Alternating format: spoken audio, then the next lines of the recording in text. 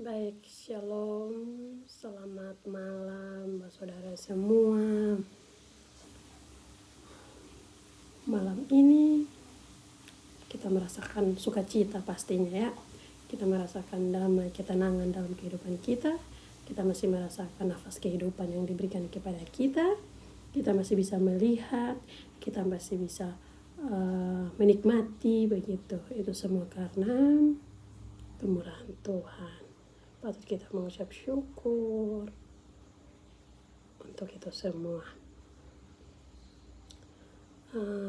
Malam yang indah ini membawa kita untuk ada bersama-sama untuk merenungkan sedikit dari kebenaran firman Tuhan. Karena itu saya mengajak saudara semua untuk kita ada bersama-sama untuk merenungkan firman Tuhan pada saat ini. Saya mengambil pembacaan kita untuk malam ini itu terambil di Injil Markus pasal 10 ayat 13 sampai ayat yang ke-16. Di bawah perikop Yesus memberkati anak-anak. Lalu orang membawa anak-anak kecil kepada Yesus supaya ia menjamah mereka, akan tetapi murid-muridnya memarahi orang-orang itu. Ketika Yesus melihat itu, ia marah dan berkata kepada mereka, "Biarkan anak-anak itu datang kepadaku. Jangan menghalang-halangi mereka, sebab orang-orang seperti itulah yang mempunyai kerajaan Allah. Aku berkata kepadamu, sesungguhnya barang siapa tidak menyambut kerajaan Allah seperti seorang anak kecil, ia tidak akan masuk ke dalamnya." Lalu ia memeluk anak-anak itu sambil meletakkan tangannya atas mereka, ia memberkati mereka. Demikianlah firman Tuhan. Dari bacaan kita pada saat ini, saya memberikan tema untuk bacaan kita, yaitu sahabat kecil Yesus. Untuk adik-adik semua yang berada di mana saja, berada di mana pun itu, apa kabarnya? Pernahkah adik-adik merasa bahwa adik-adik sering diabaikan? Adik-adik sering dianggap kecil saat adik-adik bermain atau melakukan hal apa saja. Mungkin akan ada kakak-kakak atau ada orang tua yang menegur dengan bilang, "Jangan, adik-adik masih kecil. Masih kecil untuk melakukan ini, masih kecil untuk melakukan itu." Apa yang adik-adik rasakan? Ketika adik-adik mendengar perkataan itu, apa yang adik-adik rasakan? Pasti adanya rasa tidak enak. Adik-adik merasa bahwa adik-adik tidak dianggap. Adik-adik pasti merasa kecewa. Adik-adik juga pasti bisa merasa bahwa, oh, apakah saya mengganggu? Nah, tahukah adik-adik bahwa hal yang sama pernah terjadi di zamannya Yesus? Seperti yang tadi kita bacakan dalam Injil Markus. Orang-orang itu membawa anak-anak ke hadapan Yesus. Tetapi apa yang dilakukan oleh murid-murid Yesus? Mereka melarang. Mereka menganggap bahwa anak-anak itu akan mengganggu. Anak-anak itu akan mengganggu Yesus. Anak-anak itu akan membuat Yesus kerepotan. Nah, tapi apa Yesus bilang? Jangan menghalang-halangi mereka. Nah, itu Yesus berkata bilang apa? Jangan menghalang-halangi mereka. karena mereka lah yang punya kerajaan Allah. Itu untuk bersaudara semua di mana tempatnya. Bersaudara semua ingat bahwa anak-anak kecil itu mereka yang mempunyai kerajaan Allah. Bahwa mereka lah yang memiliki hati yang sangat-sangat tulus daripada orang-orang dewasa. Di situ Yesus menekankan kepada murid-muridnya. Yesus bilang, "Aku berkata kepadamu, sesungguhnya barang siapa tidak menyambut kerajaan Allah seperti seorang anak kecil, ia tidak akan masuk ke dalamnya." Saudara semua harus ingat bahwa ketika kita melarang anak kecil untuk melakukan hal kebaikan, itu sama halnya kita melarang anak kecil itu membawa hatinya kepada Yesus. Kita sebagai orang dewasa haruslah kita memberikan contoh yang baik untuk anak-anak. Biarlah mereka merasakan ketulusan yang kita berikan kepada mereka. Biarlah mereka juga merasakan bahwa mereka ini juga anak-anak Allah, anak-anak Tuhan, begitu.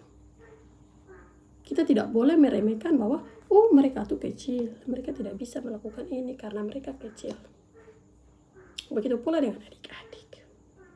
Adik-adik tidak boleh merasa diri itu kecil. Adik-adik tidak boleh menunggu dulu menjadi orang pintar, menunggu dulu menjadi orang kaya, bahkan menunggu dulu menjadi orang dewasa baru adik-adik bisa melakukan hal kebaikan. Ingat, di zamannya Yesus itu, Yesus marah karena murid-muridnya melarang. Adik-adik harus tahu bahwa di mata Yesus, adik-adik adalah orang yang sangat penting. Itu rahasia besar loh. Adik-adik bisa tahu bahwa ternyata saya nih di mata Yesus tuh saya sangatlah berharga. Tapi adik-adik juga harus ingat, adik-adik ketika adik-adik itu sahabat kecilnya Yesus, apa yang harus adik-adik lakukan? Apa yang perlu adik-adik lakukan? Begitu. Jadi adik-adik teruslah melakukan kebaikan. Adik-adik tidak perlu, tunggu saya dewasa dulu ya. Saya dewasa dulu baru saya melakukan kebaikan yang ini. Saya baru bisa menolong teman saya karena saya sudah dewasa, saya sudah kuat, saya sudah bisa. Menolong temanmu tidak tergantung pada kekuatanmu atau uangmu. Biarlah menolong dengan ketulusan yang ada. Jadilah pendukung, motivasi, atau temannya. Jika ada perundungan, seandainya di sekolahnya adik-adik ada perundungan, maka adik-adik tidak boleh mengikuti hal seperti itu. Berikanlah penerangan, beritahulah mereka perundungan itu tidak baik, atau bahkan adik juga bisa mendekati yang menjadi korban penurungan, korban pembulian. Adik-adik bisa menjadi temannya, mendekati dia, memberikan motivasi, memberikan dorongan. Adik-adik harus menjadi orang yang baik. Melakukan hal baik tidak diukur dalam uang atau tidak diukur dengan uang. Adik-adik jangan berpikir, saya tidak ada uang, saya tidak bisa bantu dia, bagaimana saya bisa bantu dia? Menurut kakak, bantulah apa yang bisa kamu bantu. Berikanlah apa yang bisa kamu berikan. Bersyukurlah atas apa yang kamu punya saat ini. Lalu adik-adik harus tahu, bahkan Yesus memberikan kejutan lagi. Dia berkata kepada orang-orang dewasa. Dia berkata kepada orang-orang dewasa di sana. Dia bilang, jika kalian menghalang-halangi mereka datang kepadaku, maka sama halnya engkau menghalangi kerajaan Allah. Adik-adik pasti pernah merasakan dikucilkan.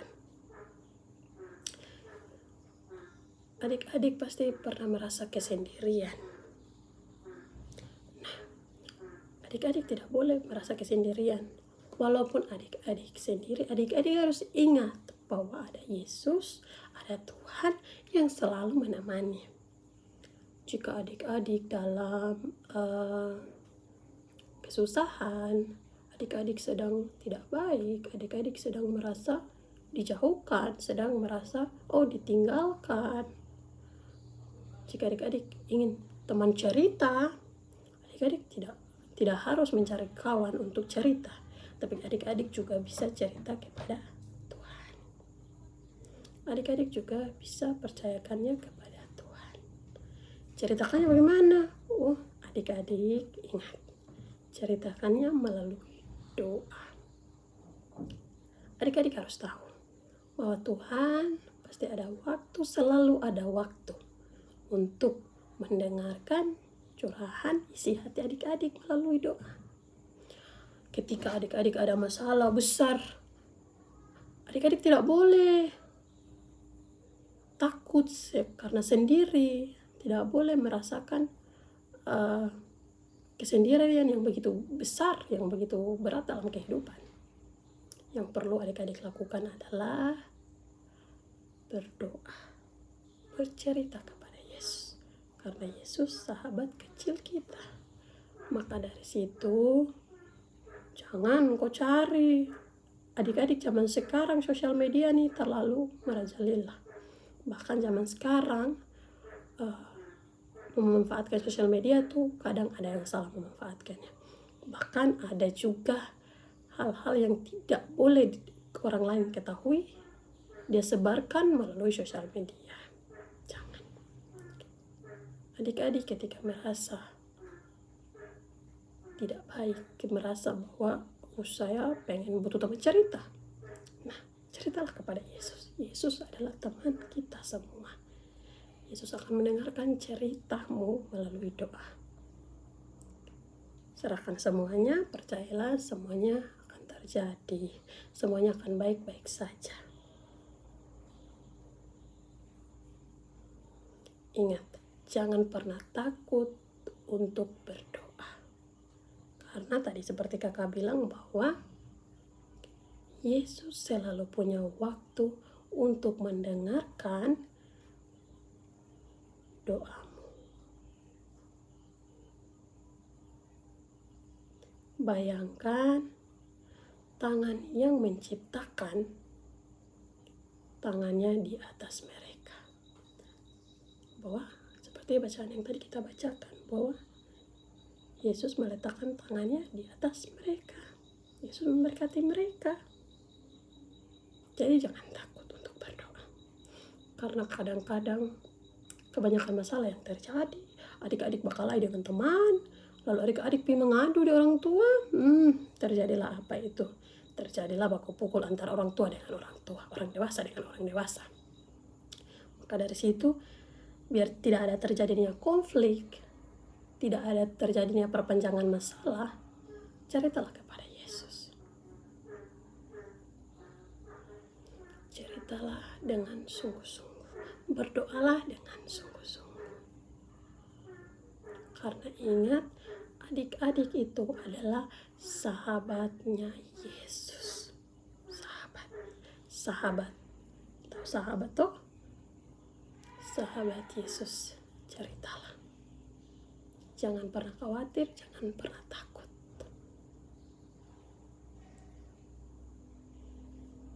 Ingatlah, walaupun tubuh adik-adik itu sangat kecil, tapi nama adik-adik sangat besar terukir dalam hati Tuhan Yesus. Jadi adik-adik adalah kesayangan Tuhan Yesus, sangat disayang.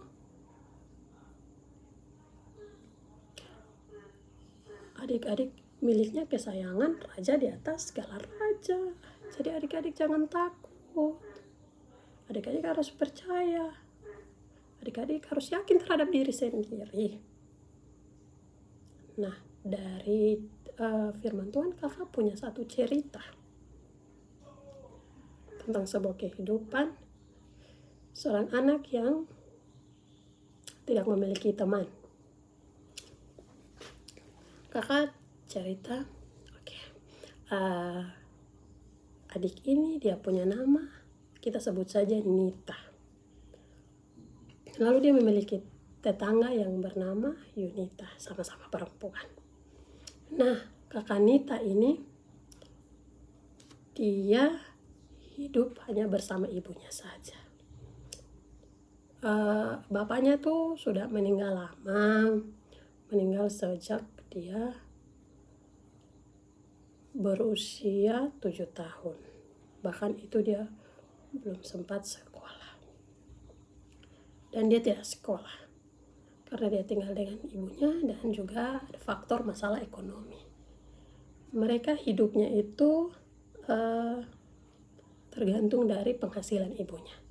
Dan ibunya itu kerjanya bukan kerja di kantor atau kerja menjadi guru atau kerja dimanapun, tidak. Ibunya itu penjual tikar. Tikar yang dianyam. Adik-adik harus tahu, itu satu tikar harganya tuh hanya 10.000. Harga 10.000. Lalu tikar tuh dibuat 1 minggu hanya menghasilkan 2 tikar. Itu pun kalau mataharinya bagus, karena bahan untuk menganyamnya itu harus dijemur, harus kering dulu. Itu tuh 1 minggu mereka hanya mendapatkan 2 tikar. Dan itu 1 minggu tuh pasarnya di hari Senin. Ketika ibunya jual, berarti ibunya jualnya di hari Senin. Dan 20.000, bayangkan ibunya mendapat 20.000. 1 minggu 20.000. Dia beli beras apa? Beli minyak goreng apa, bawang pakai apa. Tapi karena ibunya mampu mengelola uang itu, walaupun 20.000, mereka bisa makan. Nah, karena faktor ekonomi tersebut, si kakak Nita ini dia tidak sekolah karena tidak memiliki uang untuk biaya sekolah.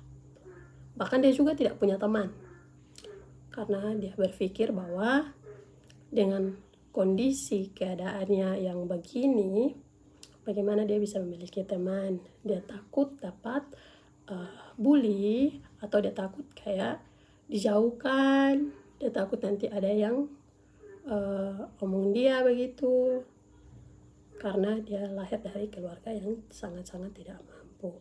Keluarga yang tidak mampu, keluarga yang ekonominya sangat terbatas. Bahkan dia juga tidak sekolah, dia takut. Nah, pada suatu hari, di hari Senin, kan hari Senin tuh otomatis ibunya tuh selalu ke pasar. Dan adik-adik harus tahu, ibunya ke pasar tuh jalan kaki. Dan itu jam 5 pagi ibunya sudah jalan kaki dari rumah ke itu pasar. Dan untuk itu pasar tuh dia tempuh 1 jam 30 menit jarak jauhnya. Ibunya hanya berjalan kaki. Nah, di jam 5 kan ibunya suka keluar. Jam 6 pagi itu di hari Senin biasanya kan ada sekolah minggu. Sekolah minggunya di hari Senin. Kakak Yunita nih berinisiatif mengajak dia ke gereja untuk mengikuti sekolah minggu. Awal-awal dia tidak mau karena pola pikirnya ya masih seperti yang tadi kakak bilang. Dia berpikir bahwa dia akan takut dijauhkan, jadi bahan gosip atau jadi bahan omongan, atau takut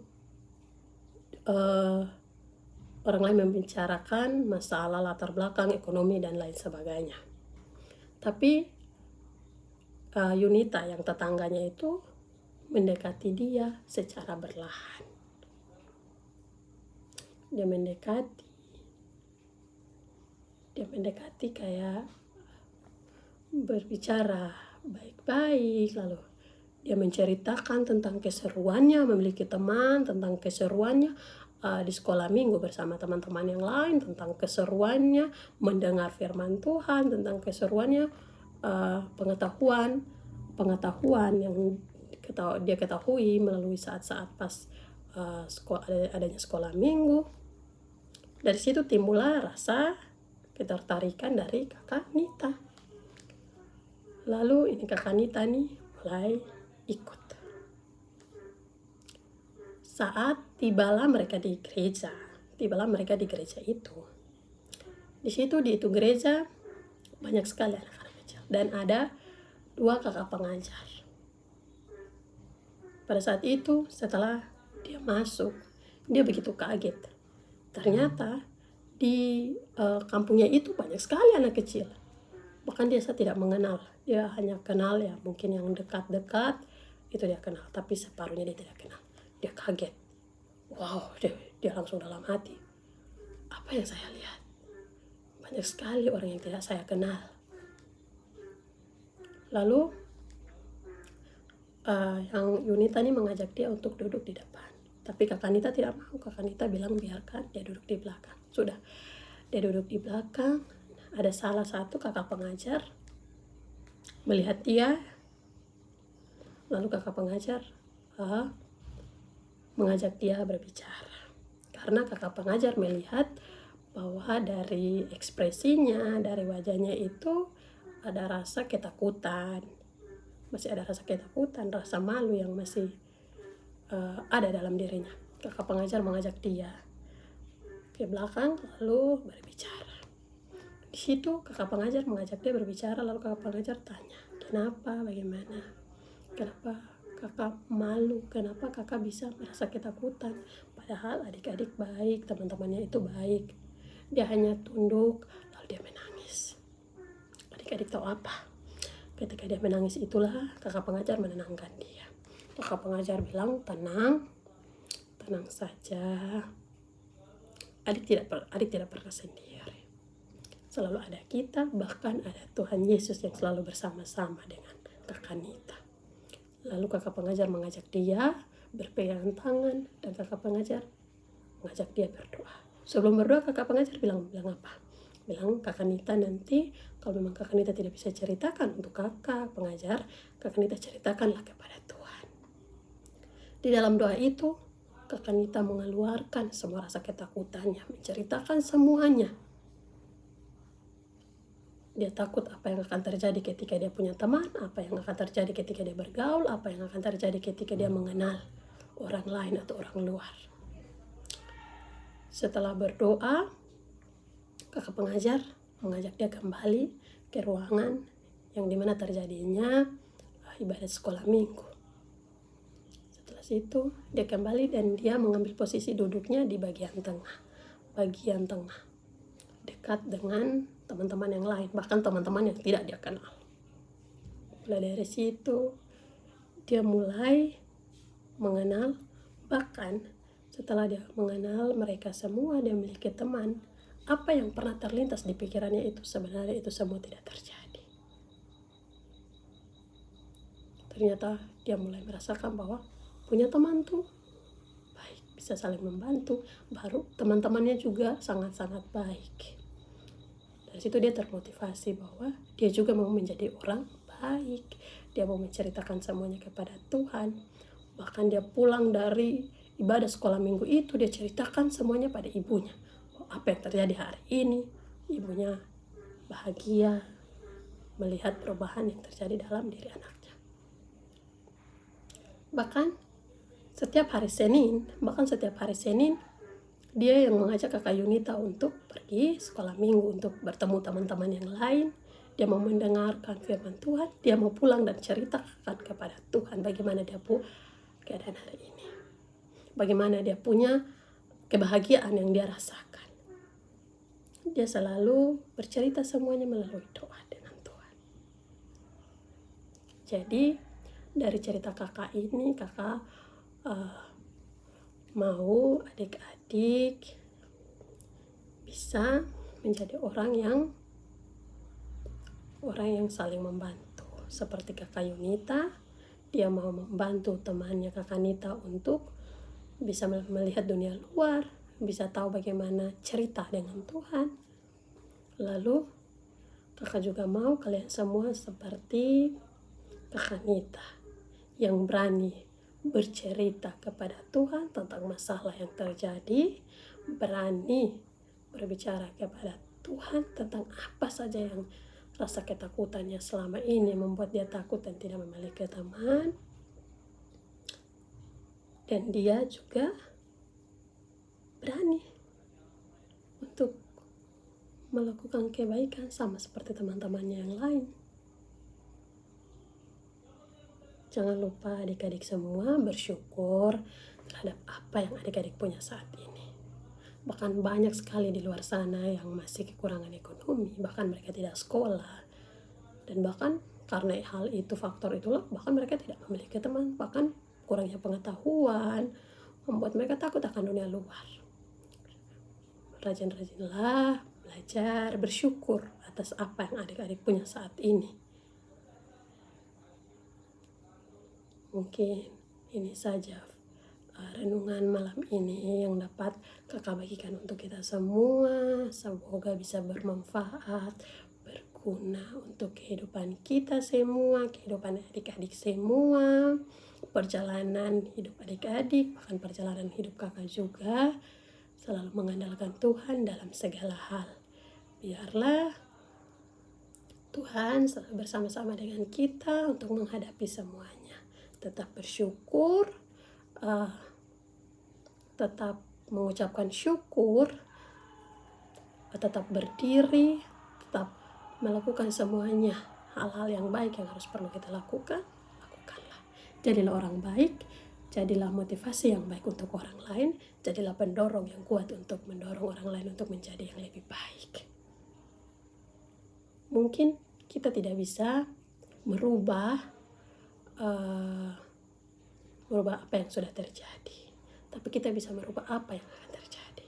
Jadi adik-adik bertumbuhlah dari sekarang supaya adik-adik bisa merubah ke depannya, bahwa adik-adik tidak akan salah karena adik-adik sudah mau merubah diri adik-adik dari sekarang. Sekian, shalom, selamat malam, selamat beristirahat. Semoga mimpi yang indah. Shalom semua.